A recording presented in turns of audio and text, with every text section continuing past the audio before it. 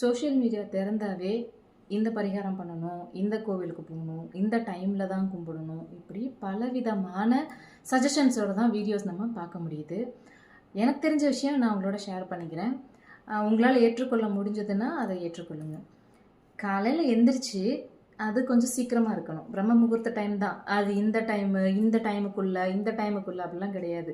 நீங்கள் 4 மணிலேருந்து 3:30 மணி சொல்கிறாங்க. 3:30 மணினா நிறைய பேரோட ஒர்க் ரொட்டீன் வந்து ரொம்ப பாதிக்கும். சூரியன் உதிக்கிறதுக்கு முன்னாடின்னு வச்சுக்கோங்களேன், அது கரெக்டாக இருக்கும்.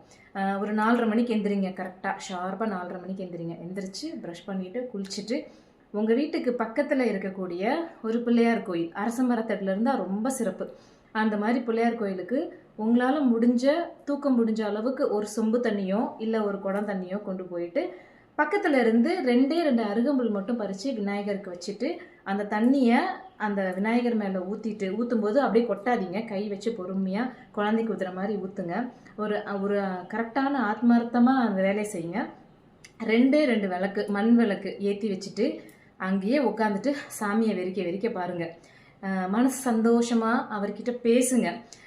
எனக்கு வந்து கஷ்டமாக இருக்குது, என் கஷ்டத்தை தீருங்க அப்படி சொல்லக்கூடாது. எனக்கு நல்ல வாழ்க்கையை அமைச்சு கொடுங்க, நான் நல்லா இருக்கணும், எனக்கு இந்த வேலை கிடைக்கணும், என் கையெழுத்துக்கு ஒரு மரியாதை கிடைக்கணும். முதல்ல நான் வேண்டுனது அப்படி தான்.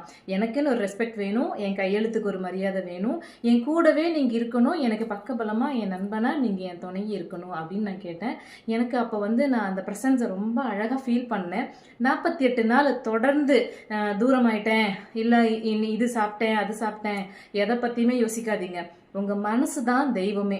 உங்கள் மனசை சுத்தமாக வச்சுக்கிட்டு சந்தோஷமான மனநிலையாக பெருசாக எதுக்குமே ரியாக்ட் பண்ணாமல் நம்ம உடம்பை நல்லா பாதுகாத்துக்கணும், நம்மளுடைய மனசு நிம்மதியாக இருக்கணும் அப்படிங்கிற ஒரு குறிக்கோளோட இறைவன்கிட்ட போய் நம்ம பேசக்கூடிய அந்த வார்த்தைகள் எல்லாத்துக்குமே இறைவன் கண்டிப்பாக பதில் சொல்லுவாங்க. அது உங்களுக்கு புரியும்.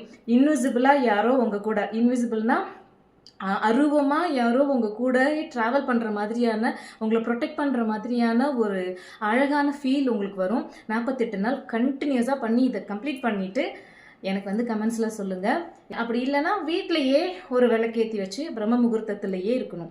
பல்லு விளக்கெல்லாம் குளிக்கல அதெல்லாம் கூட யோசிக்க வேணாம். மூஞ்சி கை கால் கழுவிட்டு பல்லு விளக்கிட்டு தண்ணி குடிச்சிட்டு தலையெல்லாம் சீவிட்டு உங்களை பார்க்குறதுக்கு உங்களுக்கே ஒரு அழகாக இருக்கணும். ஒரு நல்ல நைட்டியில் அழுக்காக இல்லாமல் கொஞ்சம் அழகாக ட்ரெஸ்ஸை பண்ணிவிட்டு ஒரு விளக்கு முன்னாடி, சாமி முன்னாடியோ இல்லை வெறும் விளக்கு மட்டும் கூட ஏற்றி வச்சுட்டு அந்த விளக்கு முன்னாடி கையெடுத்து இப்படி கும்பிட்டு முகத்தை வந்து சிரித்த மாதிரி வச்சுட்டு நான் நல்லா இருக்கேன், நான் சந்தோஷமாக இருக்கேன், என் பக்கத்தில் நீங்கள் இருக்கீங்க, என்னை வழி நடத்துறீங்க.